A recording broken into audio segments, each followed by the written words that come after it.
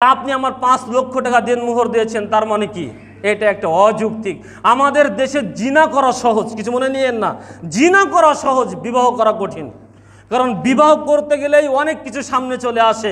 ওই যেমন ছোটবেলায় বই খুললেই একটা ভয় চলে আসে, ওই অজগর ওই আছে তেড়ে।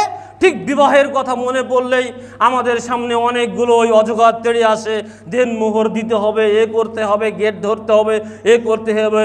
মেয়ের বাবারও অনেক টেনশন, 300-400 জন বরযাত্রী খাওয়াতে হবে। এরকম সম্মানিত উপস্থিতি, দেনমোহর দিতেই হবে, এটা ফরজ, আপনাকে দিতেই হবে।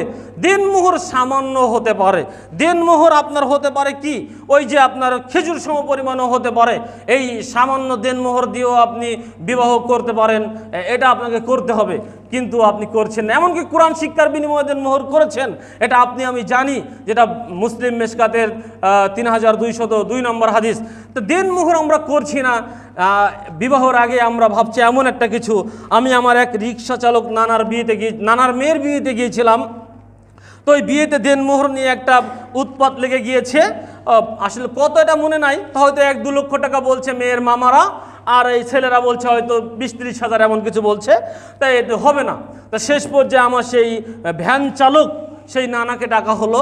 তা বলছে কি, বলছে বিবাহ তো হচ্ছে না, এই বেঁধে গিয়েছে। এখানে কি বেঁধে গিয়েছে? দেনমোহর নিয়ে। তা দেনমোহর কি? এরা 20-30 হাজার টাকা দিতে চাই, আমরা 2 লাখ টাকা না হলে দেব না।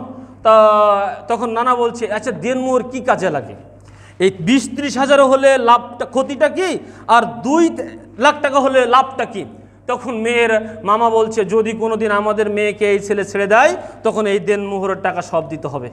আমার এই নানা এই কথা শুনে একটা উত্তর দিয়েছিলেন, যা আমাদের ডক্টরের ডিগ্রিধারী মাথায় নাই, ইঞ্জিনিয়ারের মাথায় নাই, বড় বড় পিএইচডি গবেষক, বড় বড় শিক্ষিত ব্যক্তির মাথায় এগুলো কথা নেই।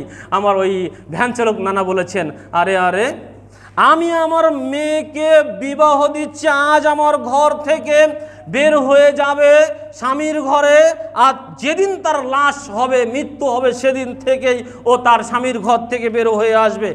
আমি আমার মেয়েকে বিবাহ দেওয়ার জন্য আয়োজন করেছি, আমি রিক্সা ভ্যান চালিয়ে আয়োজন করেছি আমার মেয়েকে বিবাহ দেওয়ার জন্য, আর তোমরা দেখছি আজ আয়োজন করেছো আমার মেয়েকে ছাড়িয়ে নেওয়ার জন্য। আমার মেয়ে বিবাহ দেওয়ার আগেই তোমরা ছাড়িয়ে নেওয়ার কৌশল করছো। তোমরা তো আমার মেয়েকে ঘর সংসার করার জন্য আসনি, অতএব তোমাদের এই দাবি আমি মেনে নেই না। ছেলে যেটাই বলছে ওটাই চূড়ান্ত, ওটাই ঠিক, এটাই তো বাস্তবতা। দেনমোহর সহজ করতে হবে যাতে করে মানুষ হুবহু বিবাহ করতে পারে, যখন তখন বিবাহ করতে পারে। আপনি ভাবছেন দেনমোহর কম করলে ছেড়ে দিবে। তা আমার তো ওয়াইফের দেনমোহর 35 হাজার টাকা মাত্র। আমি তো এখন আমার ওয়াইফকে ছাড়ি নাই, কোনোদিন গায়ে একটা হাতও দেই নাই।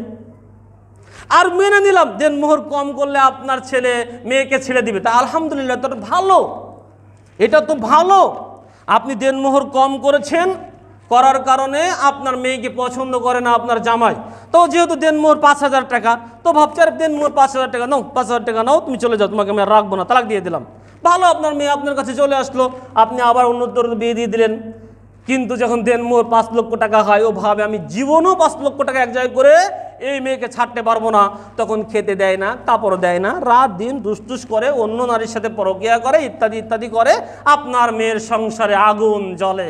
ওই একটা গল্পের কথা, একজন তার স্ত্রী ধরে পিটাচ্ছে, পিটানোর পরে স্ত্রী বলছে, কি ব্যাপার, তুমি আমাকে এত পিটাও কেন, তুমি কি আমাকে রাখবো না নাকি?